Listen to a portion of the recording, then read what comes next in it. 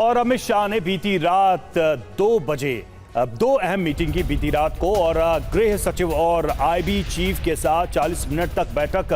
स्वास्थ्य मंत्री जेपी नड्डा भी मिलने पहुंचे। राज्यसभा में बिल पेश होने से पहले मुलाकात। पेपर लीक बिल को लेकर हुई चर्चा। सूत्रों के हवाले से जानकारी, आज लोकसभा में पास हो सकता है बिल।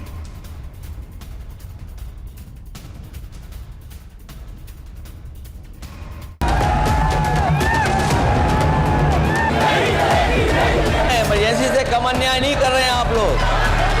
तो आंदोलन होता है तो उसको कुचलने के लिए देश में इमरजेंसी लगा देता है, वो अच्छा आप बता दीजिए।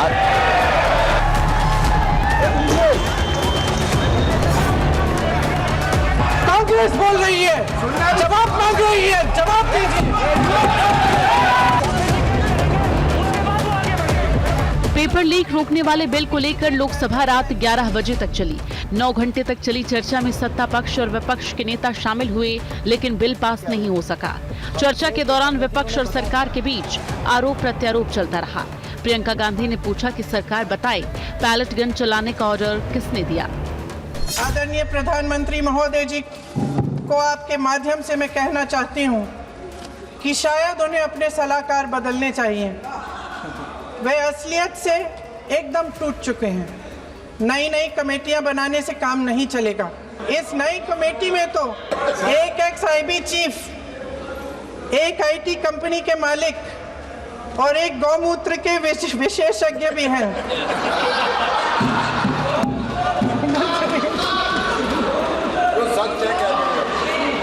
इन्हें शिक्षा के बारे में क्या पता जी। वहीं अखिलेश यादव ने भी कमेटी बनाने पर सरकार पर तंज कसा, जिसका किरेन रिजिजू ने जवाब दिया। और जो बिल लेकर के आए हैं आप, बिल तो 24 में भी लेकर के आए थे आप।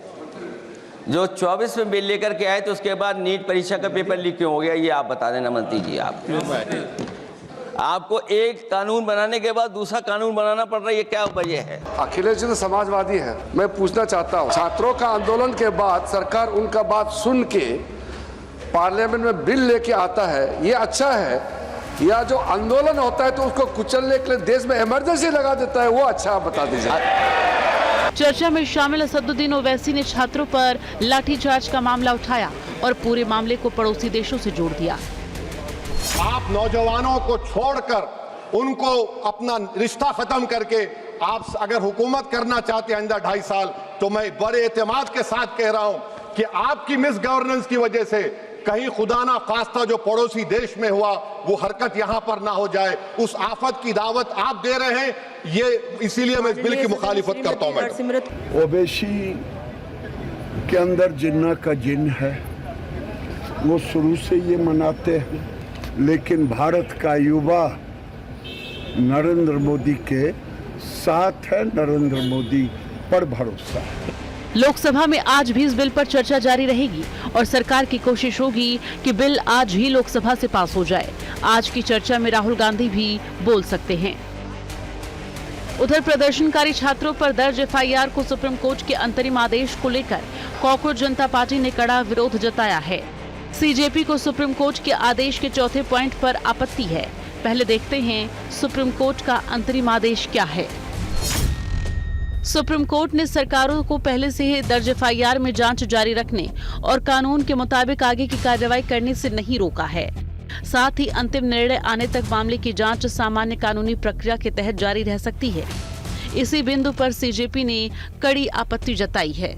सुप्रीम कोर्ट के आदेश पर सीजेपी प्रवक्ता सौरभ दास ने आरोप लगाया कि ये अंतरिम आदेश 25 जुलाई को केंद्र सरकार द्वारा दिए गए उस आश्वासन के विपरीत है, जिसमें कहा गया था कि आंदोलन से जुड़े एफआईआर वापस लिए जाएंगे और शांतिपूर्ण प्रदर्शन में शामिल किसी भी छात्र या प्रदर्शनकारी के खिलाफ प्रत्यक्ष या अप्रत्यक्ष कार्रवाई नहीं होगी। अभी अगर सुप्रीम कोर्ट बोल रही है कि जिनके ऊपर एफआईआर्स है पहले से, उनको मत छोड़िए, तो वो हमें मंजूर नहीं है। हमारा जो डिमांड है वो क्लियर है एंड उसी के हिसाब से होना चाहिए, क्योंकि उसी चीज पे एग्रीमेंट भी हुई थी। वहीं सोशल मीडिया पर सीजेपी के अभिजीत दीपके ने लिखा कि अगर पुलिस की तरफ से छात्रों को परेशान करने का सिलसिला जारी रहा तो कॉकरोच जनता पार्टी जल्द ही एक बड़े और शांतिपूर्ण विरोध प्रदर्शन के जरिए इसका जवाब देगी।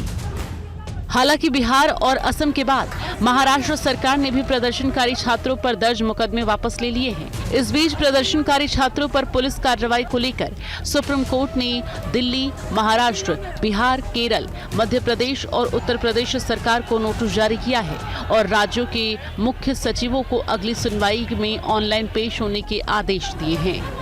Bureau report, TV9 Bharatvarsh.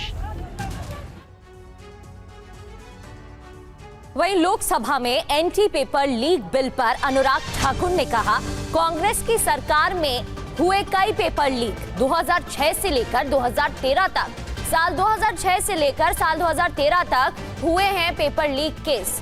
उन पेपर लीक केस के बारे में बताया। में CBSE all India PMT paper leak सरकार किसकी थी? कांग्रेस की। 2006 CBSE class 12 accountancy paper leak सरकार किसकी थी? कांग्रेस की। 2006 AIIMS post graduate MBBS paper leak सरकार किसकी थी? कांग्रेस की। 2007 AIEE paper leak all India engineering paper leak सरकार किसकी थी? कांग्रेस की। 2007 CBSE class 12 accountancy paper leak सरकार किसकी थी? कांग्रेस की। 2007 ICI CPT पेपर लीक सरकार किसकी थी? कांग्रेस की। 2008 PMT पेपर लीक सरकार किसकी थी? कांग्रेस की। 2009 common law admission test paper leak सरकार किसकी थी? कांग्रेस की। 2009 railway recruitment board paper leak सरकार किसकी थी? कांग्रेस की। 2009 हरियाणा पेपर लीक सरकार किसकी थी? कांग्रेस की। 2011 AIE पेपर लीक सरकार किसकी थी? कांग्रेस की। 2012 एम्स MBBS पेपर लीक सरकार किसकी थी? कांग्रेस की। 2012 JK medical entrance exam paper leak सरकार किसकी थी? कांग्रेस।